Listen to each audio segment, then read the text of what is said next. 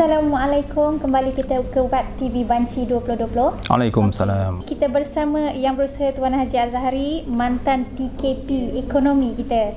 Okey, Tuan Haji, saya nak minta Tuan Haji perkenalkanlah sedikit kira tentang Tuan Haji dengan Dozem kepada yang menonton kita ni. Terima kasih pada Puan Nuraina.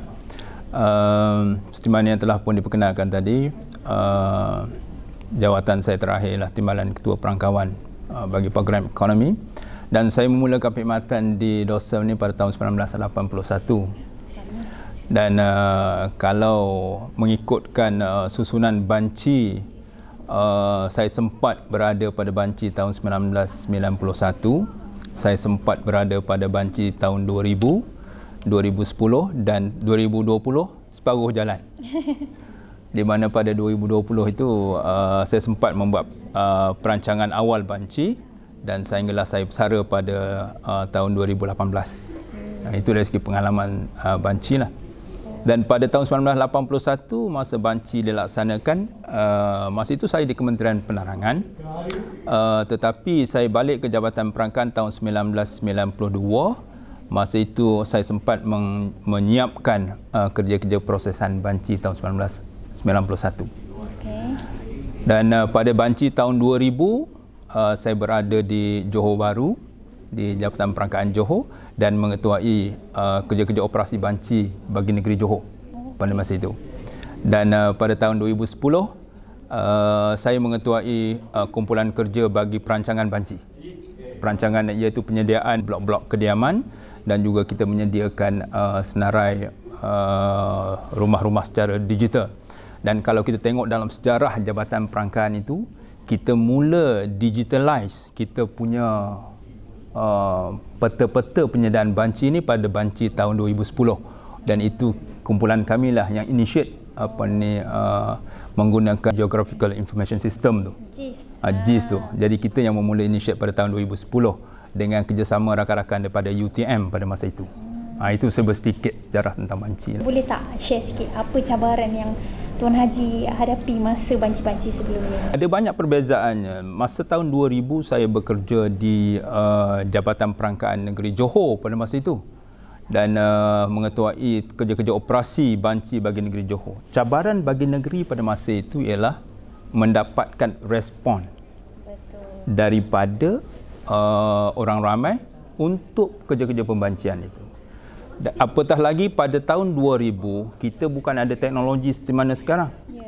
Sekarang kita ada e-census, tahun 2000 tak ada. Tahun 2000 kita semata-mata bergantung kepada kerja-kerja operasi bersemuka, di mana kita pergi temuduga responden daripada rumah ke rumah.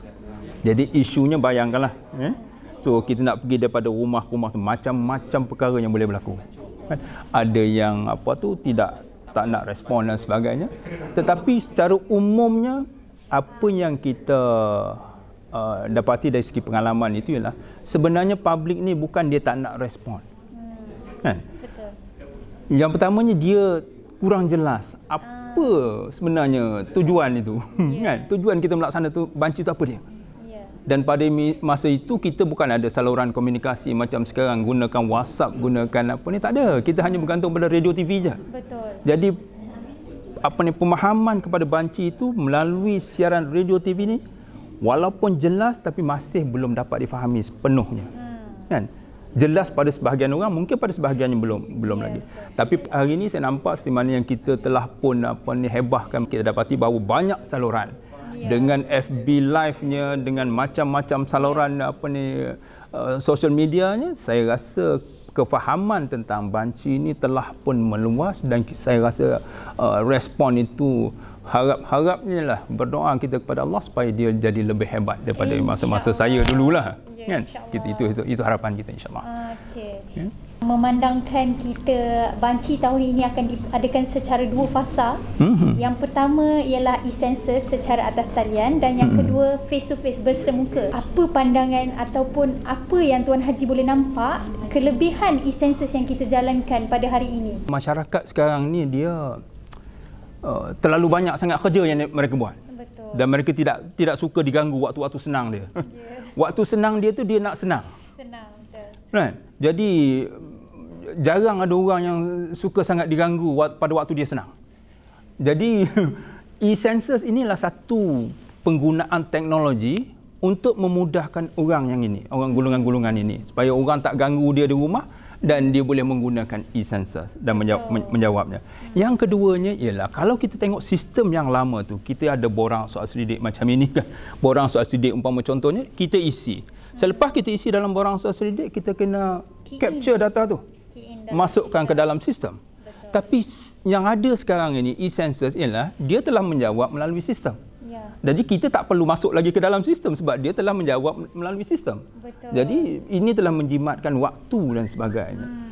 Nah, selain daripada memudahkan dia dan dia juga memudahkan kita dari segi pemprosesan. Ya, betul. Dan akhirnya, matlamat akhirnya mencepatkan proses.